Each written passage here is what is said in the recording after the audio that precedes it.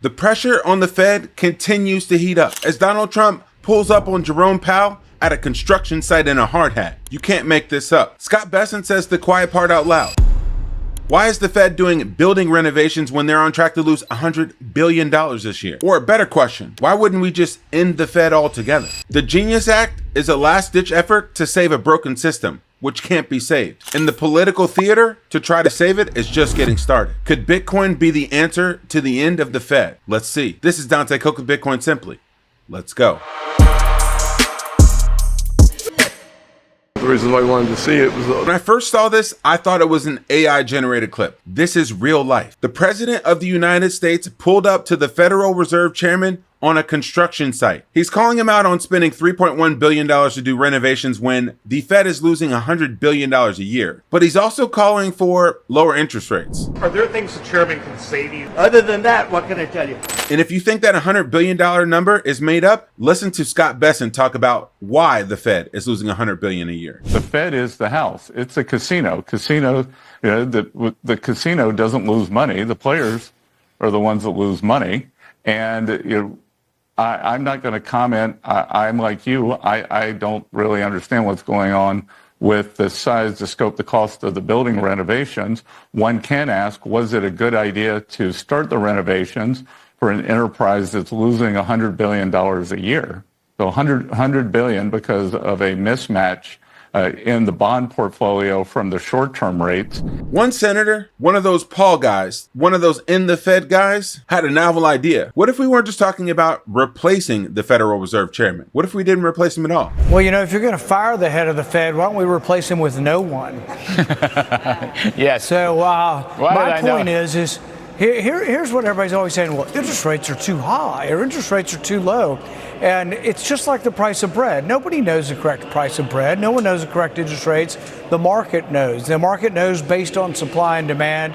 And you really shouldn't have a Federal Reserve Chairman trying to micromanage interest rates. Let's let the market decide. Well, I agree with you 100%. Do you have somebody that you would like to see as Fed chair? If we vote, I'm for none of the above. Mm-hmm. None of it. You mean you want the chair vacant, or I haven't mentioned the right name yet? No, I guess I'm indifferent. I want the system to be different. I don't want a open market committee or a chairman that is micromanaging interest rates. Interest rates should be based on supply and demand. And so I really don't want a Federal Reserve Chairman, really not a big fan of the Fed.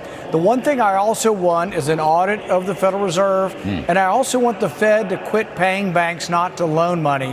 The Fed is paying $188 billion this year not to loan money. 40% of that is going to foreign banks. So you talk about, should we be subsidizing the rich? The big rich banks in New York should not be getting Fed money to not loan money. That is ridiculous. It started in 2009 and we should stop it. The system is corrupt from top to bottom at worst. And at best, it's a terribly inefficient system. What if we did replace it with a system like Bitcoin? I mean, it can't honestly get any worse. There's only one US city in America where buying a home does not cost more than renting a home, and that's Pittsburgh. And honestly, the chances of most of Americans wanting to move to Pittsburgh is less than the Pittsburgh Steelers winning the Super Bowl this year with Aaron Rodgers at quarterback.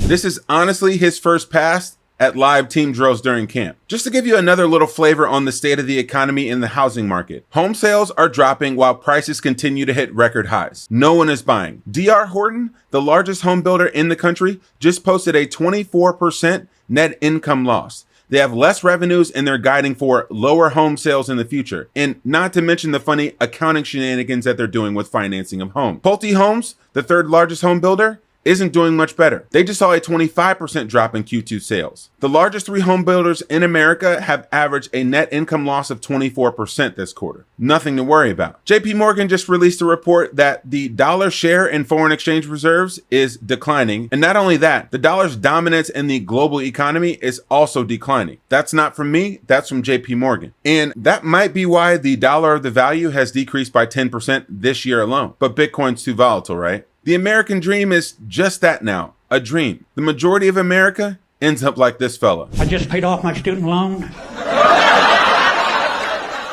Tough getting older. Went into an antique store, they wouldn't let me leave. I tried using that face aging app. They said, nah, you're good.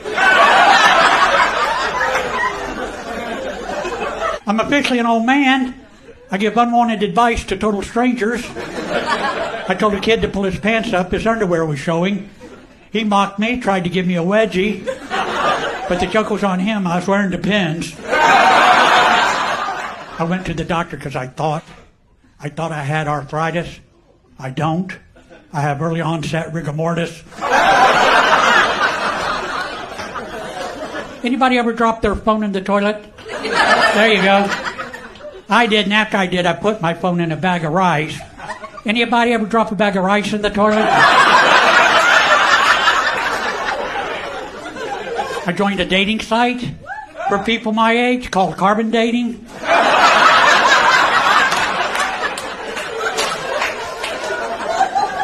I asked a woman on the site for her number. She told me it was 140/95. I flunked out of college twice. First time because I was a drunk. Second time I was sober, but it was hard. I got arrested once for drunk driving. Not only was I drunk, but I'd been smoking hash. When I took the breathalyzer test, I inhaled, tried to pass it to the cop.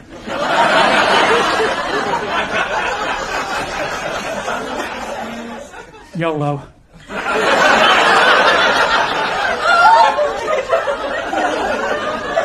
So I was arrested, pled guilty. For my community service, I left the community.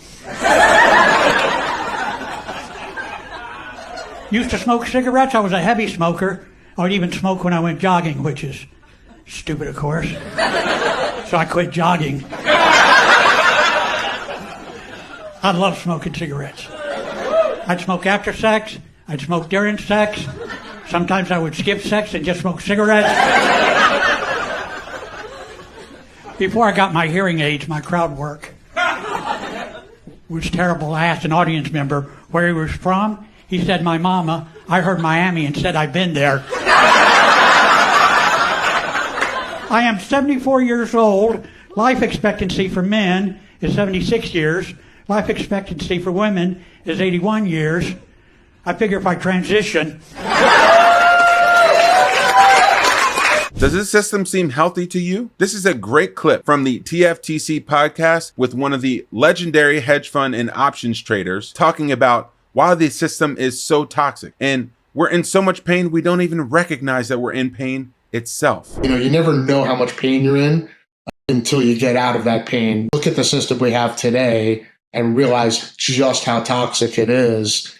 All of the metrics around, you know, where we stand today, young people, you know, not being able to afford a home, you know, multiple jobs, the fertility rates, right, the birth rates, everything is pointing in the wrong direction.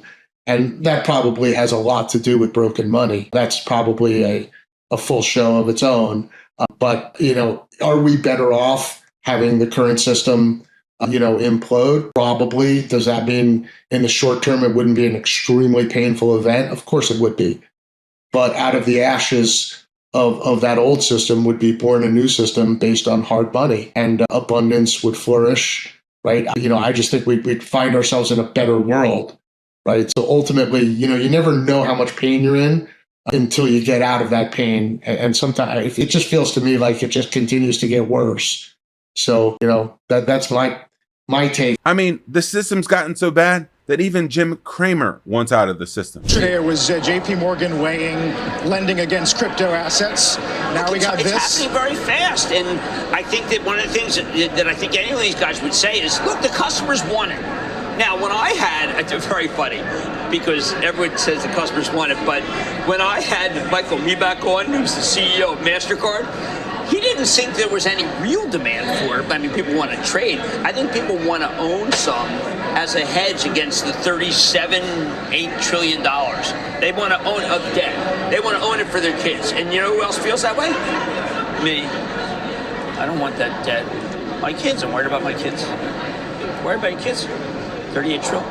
I mean, what about your kids? Do you want to leave them with a system saddled with $38 trillion in debt and growing at $1 trillion per year? Or do you want to leave them assets that are outside of the system? Well, if you want to leave them assets, then don't sell the best assets. And if you don't want to sell the best asset, well, work with a company like Ledn to unlock liquidity in your Bitcoin without selling your Bitcoin. Ledn has been the leader in Bitcoin-backed loans since 2018 and have issued over tens of thousands of loans to people across the country. $9 billion worth of loans to be exact. The process takes less than 2 minutes to apply, and you'll get liquidity in your account in less than 24 hours. Go to learn.ledn.io/simply to get started. Yeah, we all do. Yeah. We all do. So, in so many different ways. Why don't you buy some Bitcoin or ETH? Buy some ETH.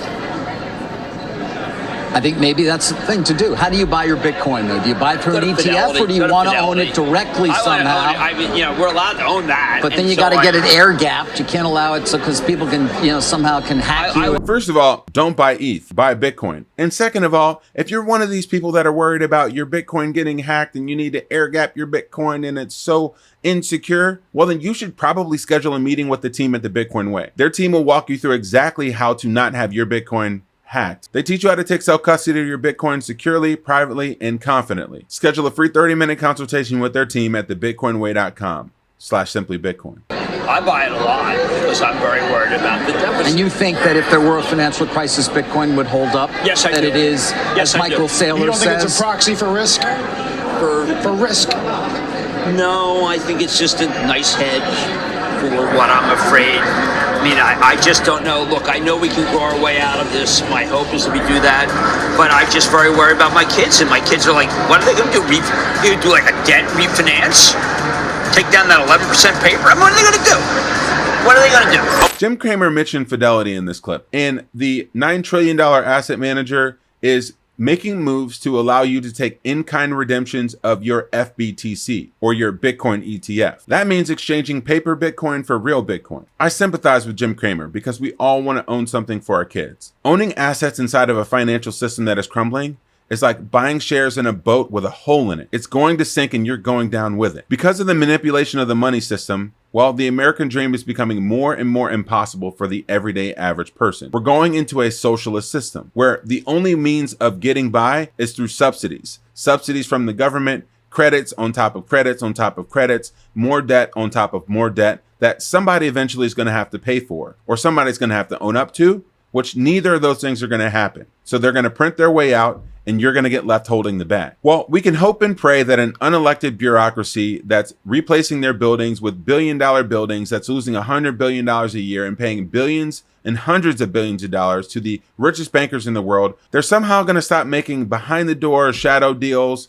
with votes of 12 members, again, who we didn't elect, and they're going to have your best interests in mind. Or we can just buy Bitcoin. They say Bitcoin is crashing because we're at $115,000 a coin. But with M2 looking the way that it's looking, it just hit $22 trillion for the first time. I think we're just getting started. Whether you believe that the system is crashing or whether they're going to print to oblivion, you're right. And I think Bitcoin is a great hedge for both scenarios. Thanks for tuning in with me while I'm on the road. I'm excited to hit the road in November, from November 11th through November 13th, to meet you all at the largest Bitcoin mining expo in the world at Mining Disrupt in Dallas, Texas. Get 20% off your tickets by using the promo code SimplyBitcoin. As always, we're going to keep it consistent. We're going to keep giving you alpha so that you can separate the real from the fake. And know that clip with Donald Trump wasn't fake. This is Dante Cook with Bitcoin Simply.